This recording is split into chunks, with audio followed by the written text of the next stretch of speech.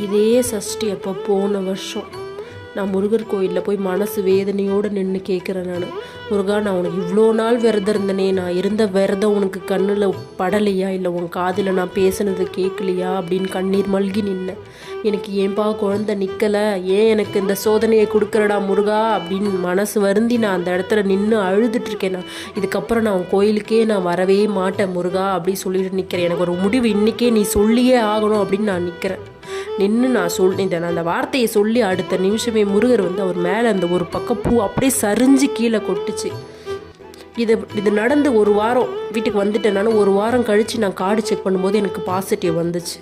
என்னால் அதை நம்பவே முடியாது. நான் இப்போவுமே எனக்கு நினச்சிக்கிட்டே இருப்பேன், எனக்கு இது முருகர் கொடுத்தது, இந்த குழந்தை முருகர் கொடுத்துருது அப்படின்னு சொல்லி நான் எப்பவுமே நினச்சிருக்கேன். என் பொண்ணு நான் எப்பவுமே நினைப்பேன், என்னோடய முருகர் எனக்காக கொடுத்த கிஃப்ட் என் பொண்ணு அப்படின்னு.